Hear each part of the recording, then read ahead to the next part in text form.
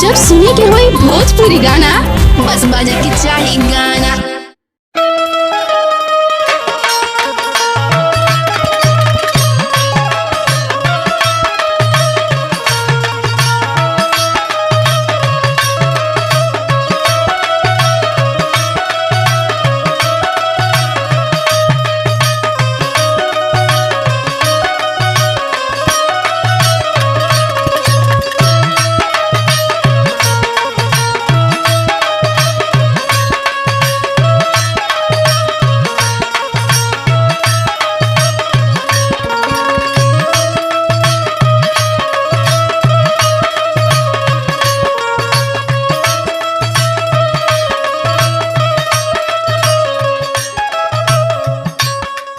जय बाबा गुरु गोरखनाथ।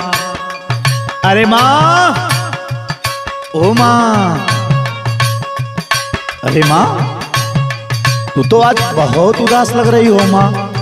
का बताई बाबा, हमरे कर्म में आग लग गई बाबा। बहुत पहले विधवा हो गई, दूठे बचवन के कैसो कैसो मेहनत मजदूरी करके पढ़ा लिखा के जवान कैली। आज वो लड़का दोनों अलग अलग हो गई ना बाबा। तो तुम किसके हिस्से में आई हो माँ? ई तो केहू बताई बहना कैलस बाबा कि हम केकरे हिस्सा में है, बड़का के कि छोटका के। ओहो हो। जय बाबा गुरु गोरखनाथ। इसीलिए मैं जब आया करता था माँ तो तुझे हमेशा समझाया करता था, मैया धीरे धीरे ना, मावा धीरे धीरे ना, देखा आई गईली बारी धीरे धीरे ना।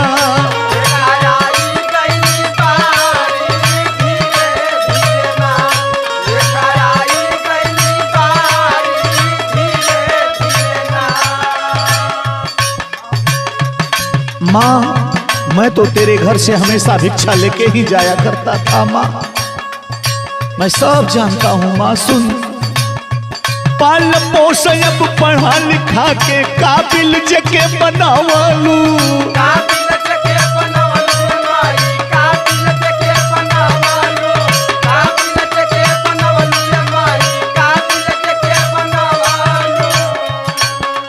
उहाँ लाल तोह सबक सिखावे जेके सहुर सिखवलू।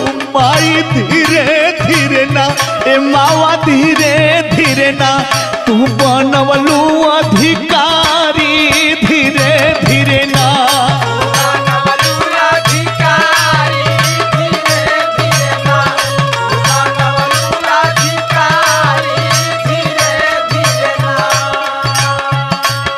कठिन परिश्रम करके माँ जिसे आज तू अधिकारी बना दी माँ, आज वही बेटे आपस में बंटवारा कर लिए। वारे संसार, खेती बाड़ी धन दौलत जे रखलू खूब जुटाई,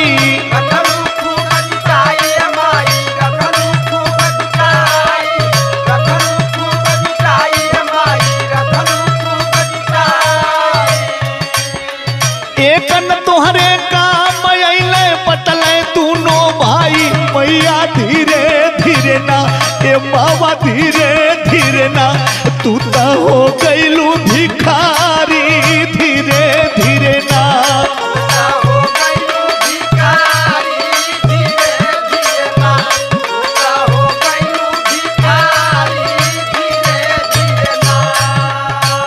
हे बाबा, भूख से ही जे तड़पीला, लेकिन केहू ही पूछे ना आवला।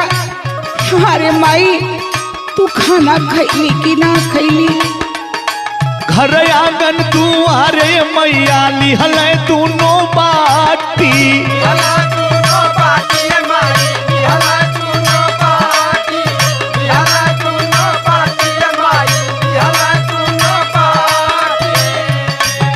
मन में कसक बोलन जाला दी है बतोहिया डाटी। मैया धीरे धीरे ना, ए मावा धीरे धीरे ना, माटी जिंदगी भैली सारी धीरे धीरे ना।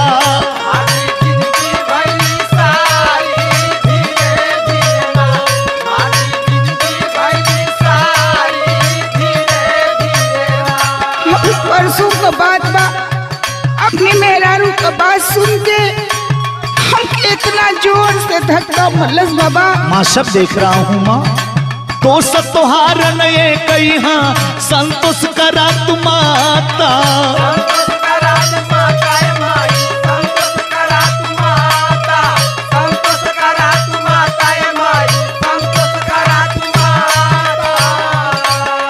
सिया राम पहले खमिटी ना लिखल भाग्य विधाता, मैया धीरे धीरे ना ए मावा धीरे धीरे ना आई ओ नहनो कै पारी, धीरे धीरे ना आई ओ नहनो कै पारी, धीरे धीरे ना आई ओ नहनो कै पारी, धीरे धीरे ना आई ओ नहनो कै पारी, धीरे धीरे ना। नहीं नहीं बाबा, हमरे लाल लोग के ऐसा कुछ भी मत कहे बाबा। वाह रे माँ की ममता। बाबा गुरु गोरखनाथ तुम लोगों का भी कल्याण करे माँ, कल्याण करे।